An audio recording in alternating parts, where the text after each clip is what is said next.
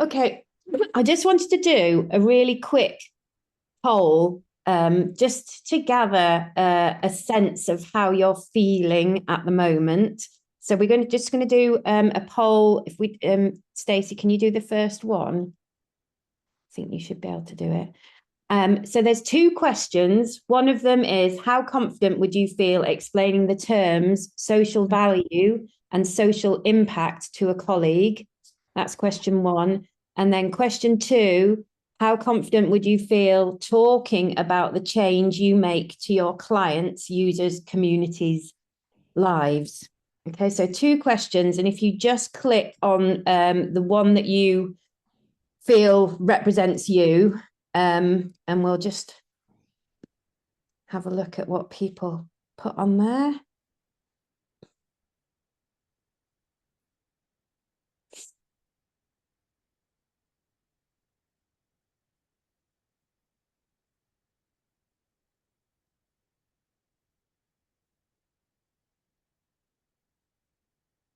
Okay.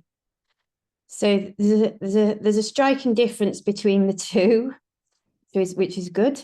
What the first one, people are a little bit less confident in terms of explaining the terms social value and social impact, with some saying, not confident at all. And then we've got much greater confidence in you being able to talk about the change you make to your clients' lives or your users' lives.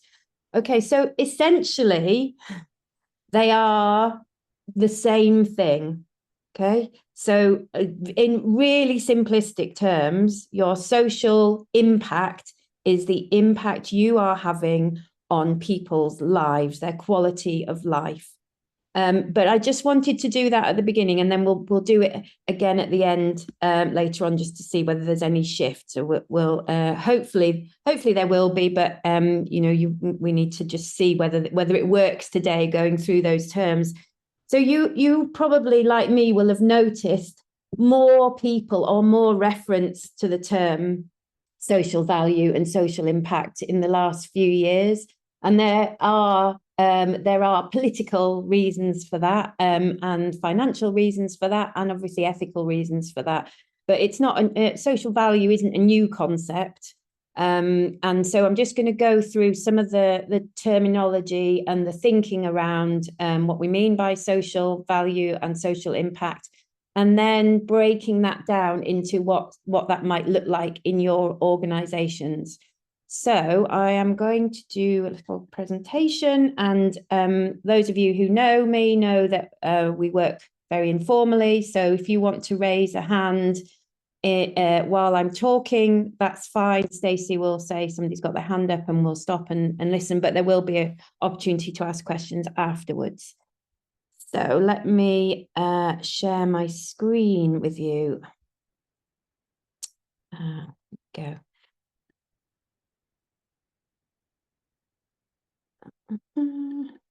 Okay. Stacey, you'll have to tell me what you can and can't see on there. So I'm just going to actually do the slideshow.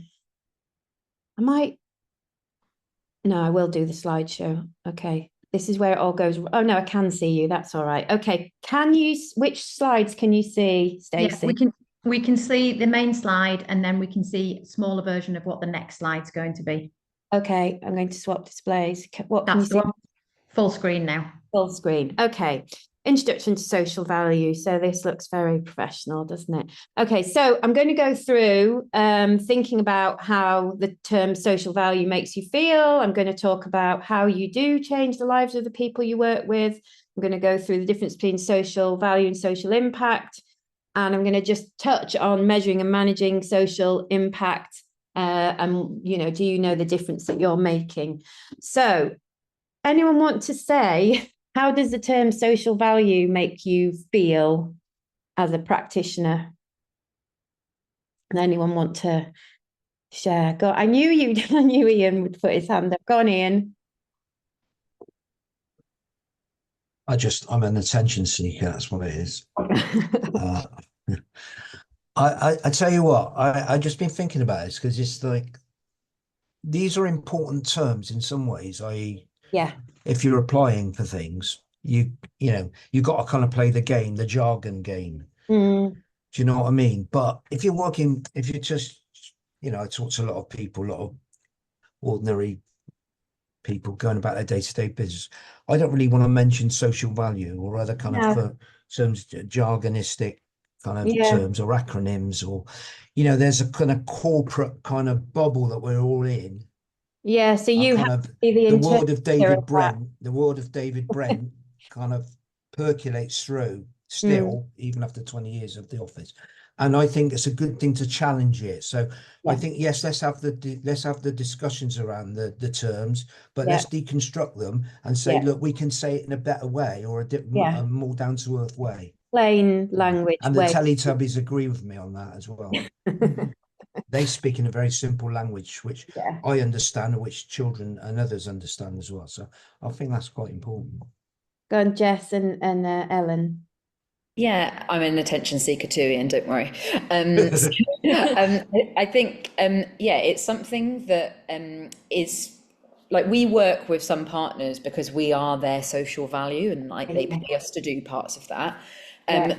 It makes like it, yeah, it feels like a very, like Ian saying, very corporate and like a tidy way that commercial sector likes to think about, like, charities and Yeah. social impact Yeah. work, but it feels yeah, it feels like it's a tidy, trying to be a tidy thing on what is actually a relational, sensitive piece of work, which is what we all do, Yeah. on And this. what we try and talk to partners about, and what we talk, I mean, we've talked to people about in the sessions, is this is, your social, the social value that you create, the social impact that you affect in your areas, the way that you work with people is nuanced to those people and the local area, and you can't use a blueprint to necessarily measure that. It's about being able to talk to people.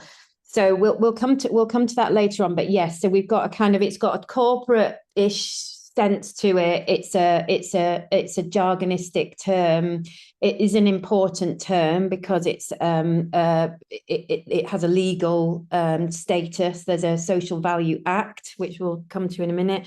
So it's important that you, as the leads in your projects or within your organizations, that you understand it and are able to do that interpretation. But yes, you wouldn't necessarily use that term with the people you're working with. You might do, but you might use a different term, or you might just talk about the difference we make to people's lives, which is a much nicer way of talking about it, isn't it?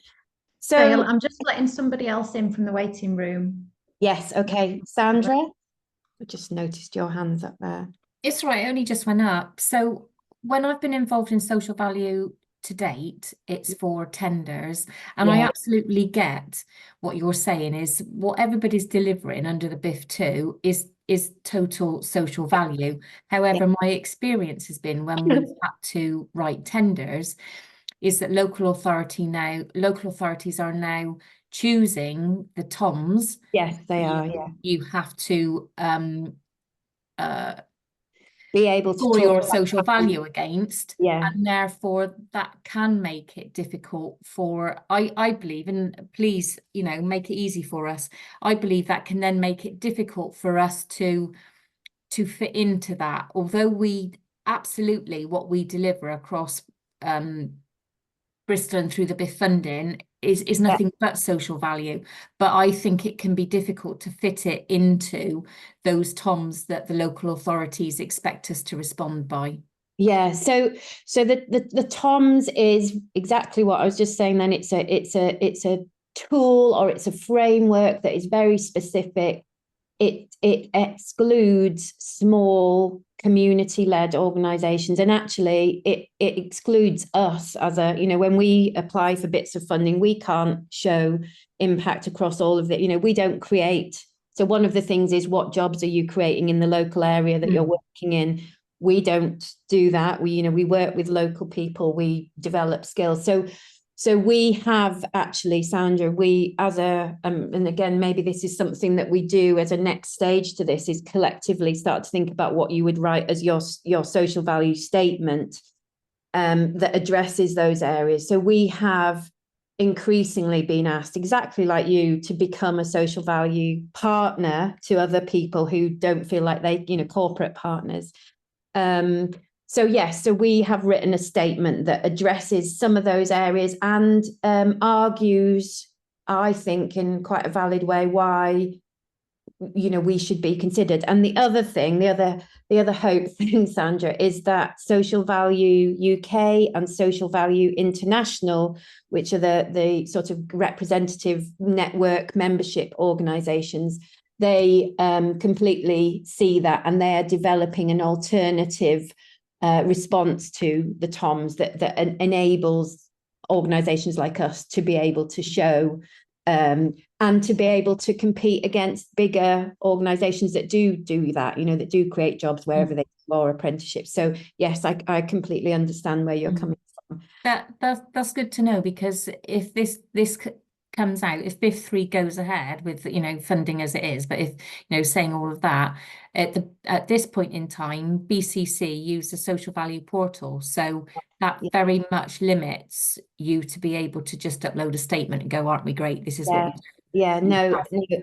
And I think we need to push back a little bit to show, I don't think there's necessarily at that really senior level where contracts are being, we're just put through the same contractual process as everybody else, but actually there does need to be a pushback to say this makes this process exclusive, and we're not part of that.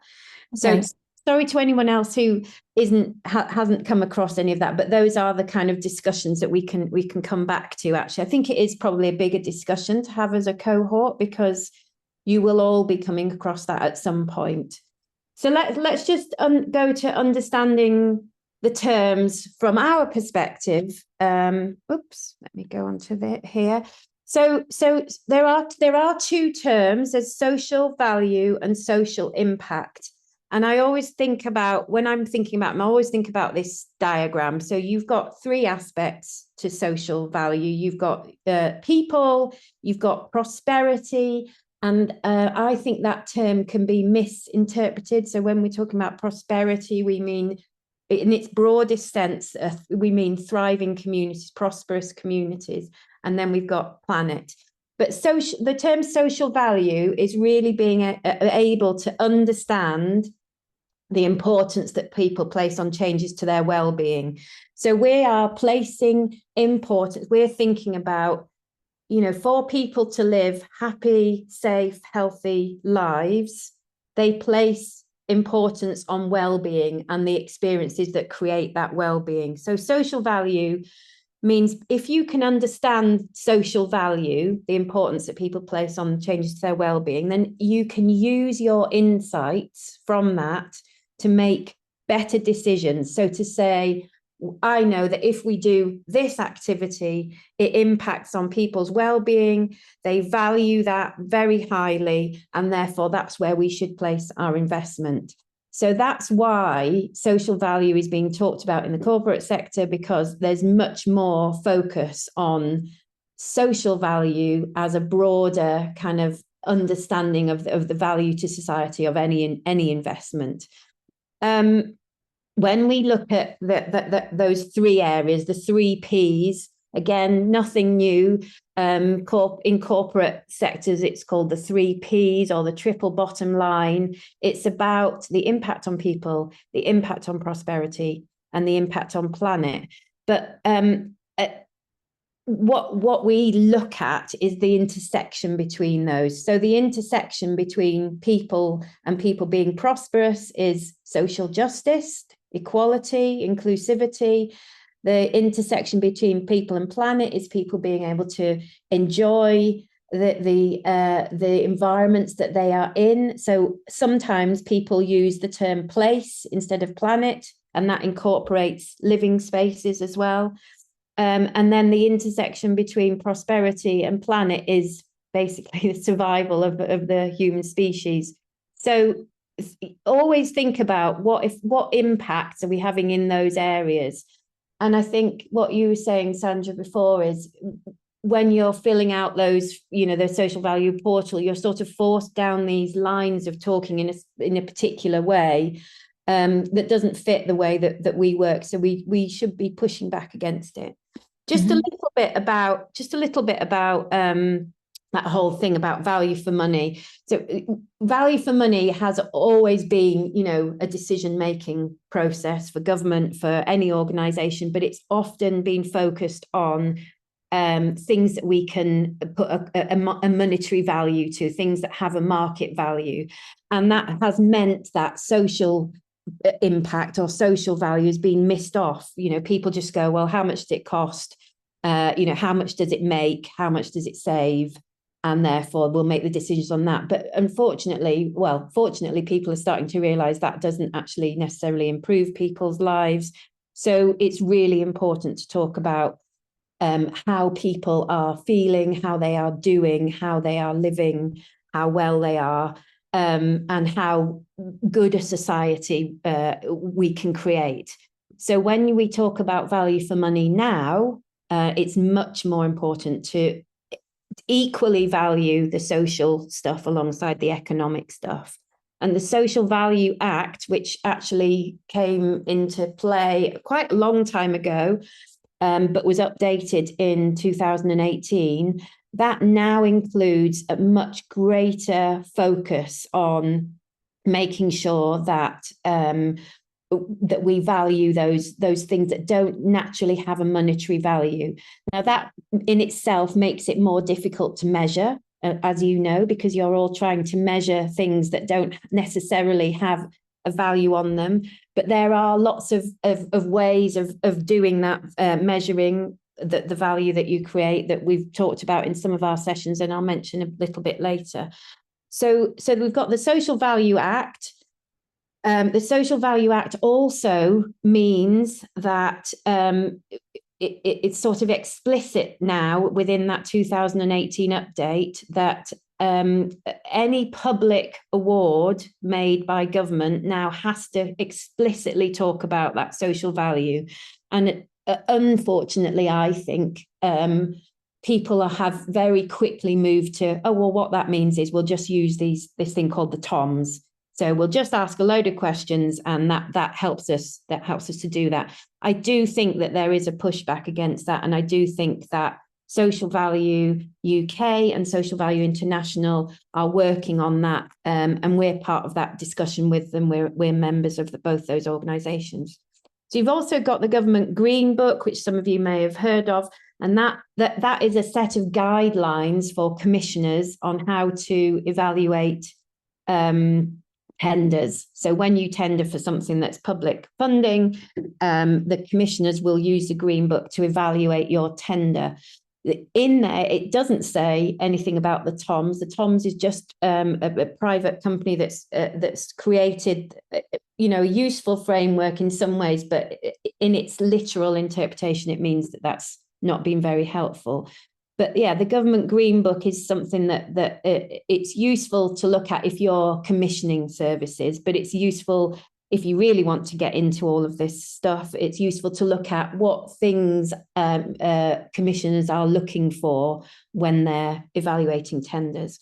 So that's social value. So when we talk about social value is the value that people place on their well-being.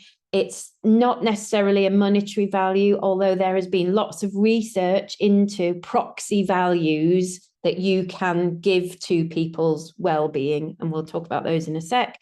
Social impact is the effect your organisation has on the well-being and improvement of people and society. So social impact is the effect that doing your BIF project is having on people. The social impact can be negative and it can be positive. So the same thing, we're looking at the impact that you have on people, the impact that you have on the prosperity of your communities, and the impact that you have on place. I suspect, just through experience of working in the sector and in other sectors for a long time, the environment, the place bit or the planet bit is often the bit that people sort of struggle to really say much about unless they're specifically addressing environmental issues. So we'll break these down in a second. And just to kind of reassure you again, you are the you are the perfect partners for corporate organizations, because everything you do creates social impact, positive social impact. What we're not as good at is actually capturing that, measuring and then articulating the social impact that you are having. And, using those three terms, people, prosperity, and planet, is a good starting point to start to say these are the areas that we're having that impact. It's useful to think about, again, these are slightly different intersections that I've put here, and we use this term, the life index, and I haven't talked to BIF people about this before, but what we say is that the interaction between these is where you can start to think about outcomes or start to think about social impact. So where people are and prosperity overlap, that's about learning, how individuals learn so that they can develop their own skills, so they can progress on, so that they can move into employment, and therefore you get social productivity and communities themselves can prosper. So what we've talked about is those chains of events that you as community organizations have, where you interact with your communities, you support them to develop their skills, and they move on then to progress into new roles or to employment, or they build new groups, community groups. So that's all about people developing their skills and learning and progress. When we think about people to people, we talk about interaction. So we've got learning, we've got interactions. So that is communication and relationships between people. And you'll start to recognize some of the BIF outcomes in here. So you've got ones around learning and skills, you've got ones around connectivity within communities, you've got communication within communities. So we've got learning, we've got interaction. The next one is feelings. So when you've got all three of those things interacting together, the feelings is your well-being section. So all of these things influence the way that people feel and their holistic health and well-being. And then you've got the interaction between people and planet, and that's all your environment, how people care for and how they think about their environment and the place that they live in. So we've broken this down into this life, we called it life index, because then we've found that it's easy to think about the actual activities that you're doing and the outcomes that come from that. So I'm just going to break these down a little bit further. So we've got the 3 Ps, we've got life, which is learning, interactions, feeling, and environment. And underneath each of those life sections, we break that down into the behaviors that people might be showing, or the way things are, people's attitudes and motivations, and then their skills and knowledge. So for each of those 4 areas, the sorts of outcomes that you might see, and again, these overlap with your BIF outcomes, are, so this is learning and skills. I'm not expecting you to take all of this in now. I'm just going to talk through these. But if we were thinking about outcomes that were to do with learning and skills, so many of your programs support people to get qualifications, to get a job, support people with volunteering, but they also, so those are the behaviors, the way things are, but they also shift people's attitudes and motivations towards learning. So they build people's aspiration, they build people's self-confidence, as well as building specific skills like life skills, or there's quite a few people doing digital skills within the BIF program. And then we've got academic skills, creative skills, or even just personal development skills. So those are all outcomes and indicators that you might see under learning and skills. So that's all, and that is everything that lots of you are doing. If we look at interactions, the relationships between people, you've got the things that you do that create the spaces for people to and create activities for people to interact together. So again, many of you have spaces or create spaces or use events and activities to bring people together. So we've got Centre for Deaf thinking about creating their hubs. And loads of you have got community spaces. And then we've got the attitudes and motivations. So helping people to build respect for one another, to understand each other better, being proud of each other, team building. And then you've got the skills that are to do with building relationships and interactions. So, lots of these would be things that you might do with young people or with communities. So understanding diversity, communication skills. Okay, so that's learning. We've got then interactions. Then we've got the well-being section, the feelings section, which is all about well-being. So this sits at the heart, how we feel sits at the heart of well-being. But the sorts of behaviors you might see when somebody is feeling good, feeling better, is that they become more engaged or more active. They get involved in things like social prescribing. They're more interested. And then you've also got the attitudes and motivations. So people feeling happy, people feeling more worthwhile, self-confident, optimistic, feeling relaxed. Sometimes in creative and arts projects, you see people in flow, so that kind of attitudes and motivations. And then there's the skills around feelings. So being able to understand others, being able to understand yourself, helping other people to understand you, and problem solving. And then the last one, again, I'd say the one that people sort of don't, I think that you're all pretty good at saying what you do around each of those learning interactions and feelings one. The environment one, which is becoming more and more, obviously more and more crucial for us to start to either address and to be able to talk about what we do in terms of how we impact on the environment or the place that we live in, is so behaviors are, creating the space for people to talk about and host discussions about the environment or about the place. It could be the built environment as well, helping people to become more civically responsible and develop policies around those, about thinking about reducing your own environmental impact as an organization. So talking about what you are doing to reduce your impact on the environment, or conversely, what you are doing to improve your local environment, kind of infrastructure wise. Because obviously some of you are doing infrastructure projects as well. And then we've got attitudes and motivations, which are about helping people to be more motivated and want to make changes and empowered to make changes to their environment. And then we've got some skills ones around environmental damage, climate change. So I think hopefully you've started to see that much of what you're doing is in there. It's about then measuring those things, and then saying, this is where we were to start with. We've measured some of these things. This is where we are now. We've seen these changes.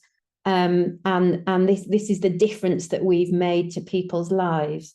Does anyone want to ask anything about those slides that I've put up there? I know there's a lot in there, and obviously you'll have access to these slides afterwards. Ian. Thanks. I just wanted to make a quick point about I get it, and it kind of feels like it's about, and I know it's not, but it feels like in terms of it's about doing things to people, and that's something particularly for us working with older people. We want older people not to be seen as passive recipients of services, but empowered to be part of decision-making process. It's really important. Yeah. So that's the first thing. The second thing was we also work with not just our kind of customers, but we also work within what I call the old people's industry, inverted Yeah. commas, because we feel that within that sector, there's a lot of social model approach to work with older people, which again sees older people being done to. And so we want to challenge within the sector itself, and that's part of our work to do that. So using challenging ageism training, which is funded through BIF, my time funded through BIF. That's really important to us. So that's about not just our audience of older people, but also the professionals that are kind of part of the narrative around work with older people, the negative narrative, if you like. Yeah. So, and actually that is very similar for other organizations with their target, their groups, about empowering, building the skills of, or enabling the platform for those people to talk about what matters to them. And I think that this is just a way of kind of cutting up those outcomes, and they would all be in here. And it's not supposed to be, yes, it's certainly not supposed to be about doing two.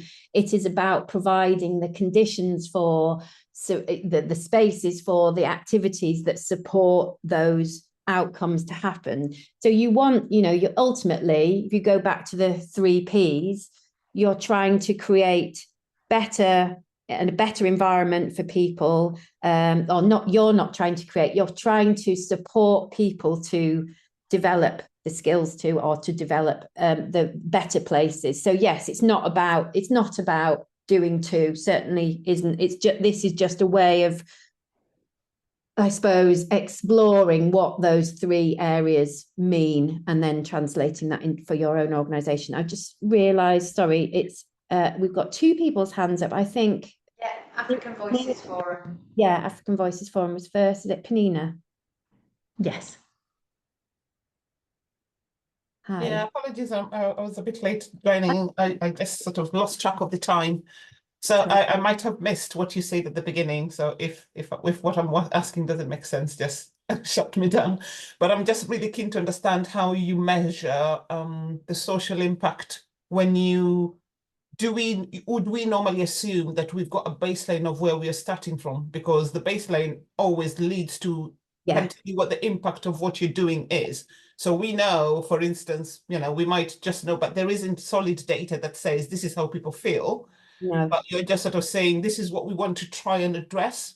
Yeah. So when you're thinking about these kind of things, would you be thinking, what is the baseline? What are you measuring against? So we haven't gone through that, Penina, but partly because that's almost like another session, and some of that we've covered in other sessions. But we would always say, yes, you need to either assume, but with some research about where people's starting point is, or ask them at the beginning of the engagement with them. And obviously that's okay if you've got people for a long period of time.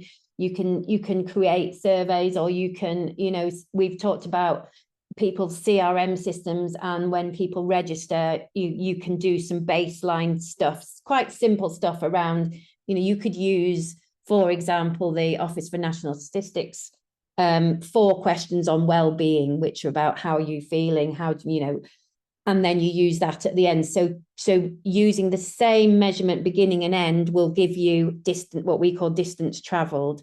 However, that's not always possible, as we know. So the sorts of things that you could use to back up your assumptions. So you have to say, we're making these assumptions about people based on our lived experience of working with these communities for years, the research that, for example, I'm just trying to think, there's been lots of research about a lot of these things, actually. If we go back to, the learning. So, and this is part of actually some of the work that we've done with the Bristol Quality of Life survey. So you can look at population data around learning and interaction around well-being. There's loads of data around well-being, and we're providing it's simplistic guidance on how to look at that quality of life data for your local area. But you can say, we know that from that data, the general well-being of our population, of our local hyperlocal ward data population is X. And we've asked these questions, and we are saying that people now feel like this, and that is most likely because they've been engaged in our service. Or if you think like they have been involved with other things, you say, we think that a proportion of that change is down to us. The rest of it's probably because they're on these other volunteering programs, for example. So it's about being able to rationalize what you've measured, why you've made assumptions about where people were to start with, and whether that's, because when they've joined, they've filled out a recruitment form, or they've, so it's about getting in place those sorts of questions that help you to understand where people are to start with, and then asking them the same questions at the end and looking at the change. Or if you have lots of capacity, asking them regularly over time. And we've talked about various tools in other workshops that you can use for one-offs. But yeah, so there are some resources, Penina, in that in the Linktree resources folder. Yes. And some workshops that we've done around that.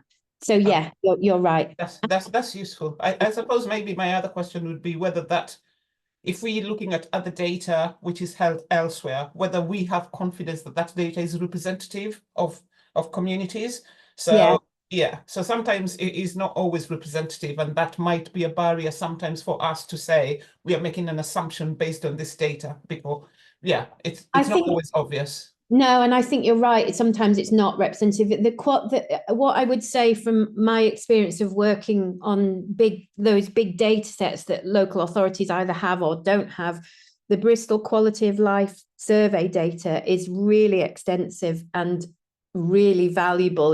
But yes, you're always making assumptions, and even though that gives you, in many cases, information at ward data, and sometimes for specific groups, you can look at it in terms of disabled group outcomes for disabled groups. You're still saying that is a general population, and your activity may be a hyper local group that have a different, and the only way you'll know then is to actually talk to people and get the information from them. Alessandra, you've got a question there. Thanks. I just thinking about, I know this is kind of broader, but in terms of the BIF2, I hadn't thought about kind of like weaving in the environment side. I suppose. Well, I suppose it's because that isn't a specific, it isn't a specific theme, and it's also not specifically outlined in your outcomes. Your outcomes are more about the skills, the well-being, and building connections and empowering communities. We have done it. Yeah. When you talk about social value as a whole, though, the impact of your project, if that is an outcome, that's really important to document it, because it's and certainly if people one of the things is empowering communities to engage and talk about and be proactive about the things that are important to them. For some people, the climate, creating a climate group or having those discussions is really important. And that's as important as looking at your own impact on the environment and the climate. How you support others to talk about it and take action is important as well. So yeah, we always talk about capturing those other big outcomes if they're consistent and if they're common across your groups. I mean, I'm thinking of like including it as a case study, actually. How I thought about it. Does that sound? I can talk to you more about that, but I think as long as it's incorporating your other outcomes, that's absolutely fine. Yeah. But we've talked about those chains of events and what leads on from. Great. Lovely. Okay. So I'm just realizing what the time is. So we've got again, this is covering some things that we've talked about before. And one of the things that we do at MB is social return on investment. And some of you have heard about that as a methodology. One or two people have used a social return on investment light approach to actually giving a financial value or a figure to the social value that they create, the social impact that they have. So there are lots of different ways to measure social value. The ways that we've talked to you about are using surveys, using social media analysis, using interactive methods. We've talked about those kind of common evaluation methods to use, but we've stressed the importance of using the right questions to ask people about how they feel, what they've learned, what they know now, how empowered they feel, what they're going to do next, and their well-being, that all of those sorts of questions. So we've talked about those things. These other things, multi-criteria analysis, social return on investment, contingent valuation methods, are just different, known, but sort of formulaic approaches to measuring social value. And if people were really interested, we could talk a little bit more about social return investment, but that really is, it's a very deep and detailed way of using a proxy monetary value to show social value when, things like well-being and people feeling self-pride, people having a sense of belonging. There's been lots of research and calculation to try and work out, or to try and give those things a value. And the reason for that is to try and raise the level of social value to be talked about on equal terms with economic value. And the only way we've been able to do that is by giving a number to social value, so it's comparable. They're pretty robust and rigorous, these subjective wellbeing valuation tools. So, we know that, for example, I'm just thinking volunteering has a figure attached to it, that we can plug into a social return on investment model if we do that. It's difficult to explain it in detail without showing you how we would do that, but it is an in-depth process that you go through to give an actual value to the social impact that you're having. So to all of those things that we've talked about previously. I don't know if anyone's used any of these other tools. I know that one of the projects, it may have been Southmead Development Trust, I'm off the top of my head, but they did calculate a figure for the social value for their BIF project. And what they will have done is they will have worked out what their main outcome for their participants is. It could be, for example, that people have developed more skills. They've measured the distance traveled. They've given that a score. They've multiplied that by the number of people who achieved that outcome. And then they've multiplied it by value associated with that outcome, and then they've compared that with the actual cost of the project. So that's where you get your cost benefit analysis.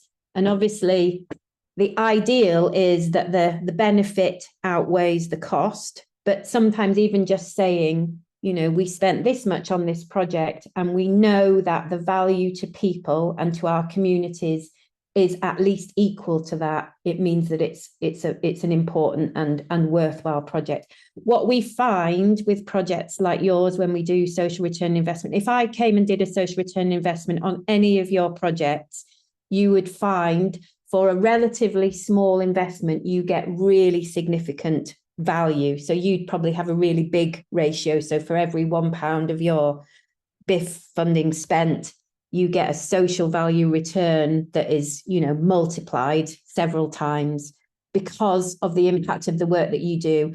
And and because you're in it, you don't necessarily see that. But, if you were working in the corporate sector, obviously it's completely different. You don't get that kind of social value, which is why they come to you to work with them, to give them that social value stuff.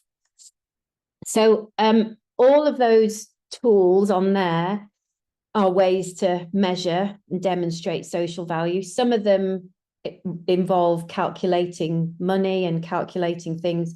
Others, like the outcome star surveys and the interactive methods that we've gone through with you before, they're just ways of measuring change in people according to those outcomes.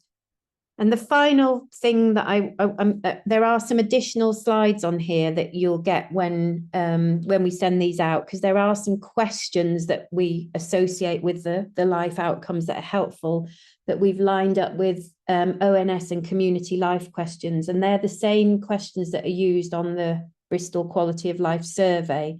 So if you start digging into Bristol Quality of Life, you'll see those survey questions are quite useful, and you can then compare your results with the population results. So the final one I just wanted to show you is this slide. I really like this quote, which is, "Our own happiness is short-lived if we achieve well-being for our generation at the environmental expense of future generations." And that's that kind of just reminding us all to think about that kind of environmental well-being. It's tied heavily in, and that's built environment and natural environment, that is heavily linked to our society's well-being. So thinking about that in your broader thinking about social value is really important. So final thing, it's worth, if you're really interested in all this, looking at Social Value International and Social Value UK.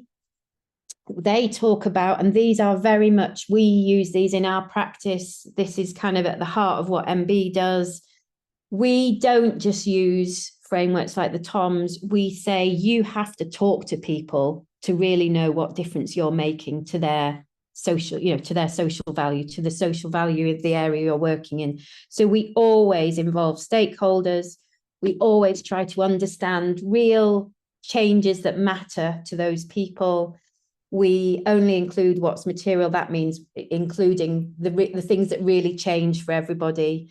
We try to say these differences may not all be down to us, but we know that this one is because of we try to rationalize what changes are down to us.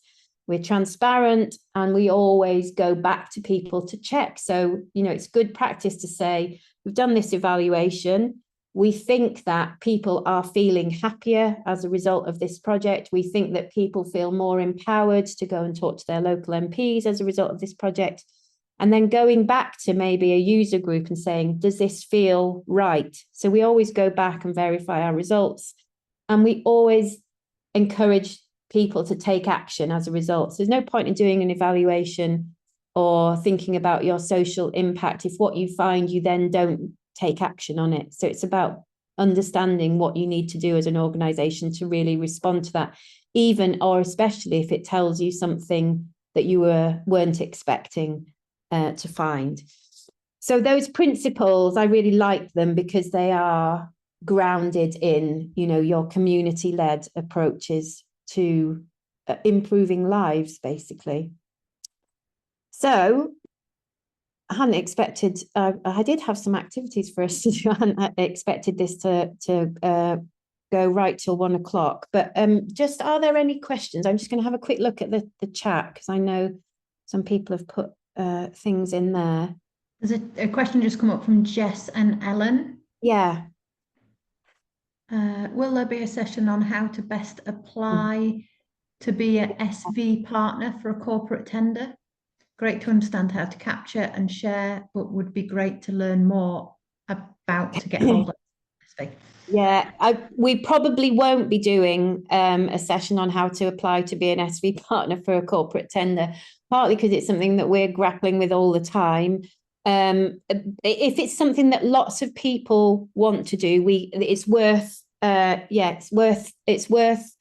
communicating as a cohort. And when we SV is social value, Denise. So so I think if that's something that people think is going to be really important coming up, then that could be something that the Learning Fund funds for a smaller group to do some more exploration into becoming a social value partner. It's not something that we would do within our contract at this time, but certainly something that we can take back and talk more about. Panina yeah. has a hand up as well. Yeah, Nina. Yeah, I think I have a linked question. So one of them is on the side of benchmarking, linked to how you look at case studies in different areas of where things work in different ways. Yeah. So different people know what they understand by creating social value within the communities may differ between communities. So Okay, I yeah. think I was just thinking as well about whether there are specific case studies where people can sort of say, you know, that community seemed to have done that and that really worked. From that perspective, they felt that they had created some social value. So I don't know, sometimes case studies also help. I think they definitely help, and we've talked. And we're going to do a session, not necessarily. We're just going to do a session around, you know, developing case studies, and hopefully people will share practice around that. But we've talked quite a lot about how case studies really illuminate a journey, don't they? And that whole thing about, you know, what do we mean? What do we in our you know, in our local project or in our hyperlocal environment, what do we mean by social value? What do we value as a community, and what have we done, and what difference has it made to us, and what difference has it made to our families, and what difference has it made to our communities? And then the next stage is going, so what does that mean next? What do we invest in? What do we do more of? What do we do less of? Yeah. Ian saying Tinky Winky doesn't like the term SV, social value. And Charlotte saying, can I just clarify that social value is a requirement for contracts, but not for grants? Yeah. So for any BIF3 application, we won't be asking organisations to submit a social value offer. That's really helpful, Charlotte. Yeah. So people aren't expected to write that. That's more for other grants or other programs, other contracts that you might be going for. You may be asked to submit a statement about what social impact you have.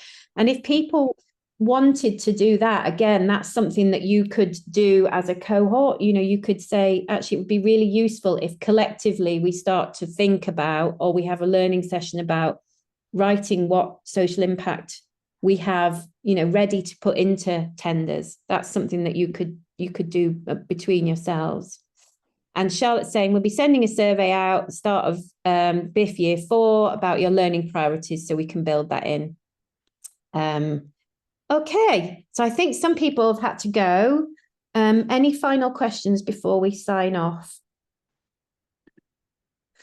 Well, the last thing that would be great if you could do is our exit poll. If you could just do that before we go. So if Stacey could just get that poll up and see. And then what I'll do is I'll send you the results from the poll so you can have a look. So just being honest. And then obviously any questions, I'll collate them. If you send them either to me or to the BIF team, then we can deal with those. But there are lots of other opportunities for you to talk to each other, to join from things. So 2 questions, same questions again. How confident you would feel explaining the terms social value, social impact, and then how confident you'd feel about talking about the change you make to your clients, users, communities' lives. And apologies, I realise we've done the polls in the opposite order, but we know where they came from. Yeah, we know where they came from. That's fine. Great. Okay. Any other questions or queries before we go? Can you please send us the link to the folder? The Linktree one, yes. Okay, so I'll get Pippa or Stacey to send that Linktree folder link to you again, and then we will. I will put these slides in there, and I will send the slides to Pippa as well, and Pippa may well send them out to people anyway, but they'll be in the Linktree folder. And then, yes, Susie will send that to you as well. And then, what was I going to say? So this recording will just go on our own YouTube, our internal BIF YouTube. So you've got a link to that as well. So we'll give you that link. Although I'm sure you won't be bored enough to want to listen to me rambling for an hour again. But yeah, do ask any questions. I recognise for some people that, you know, the terminology is a bit different, but essentially you are all doing social value. It's just being able to measure and articulate that in the right way. Okay. Thank you for your time, everybody. Have a lovely afternoon. Thank you. Bye. Bye.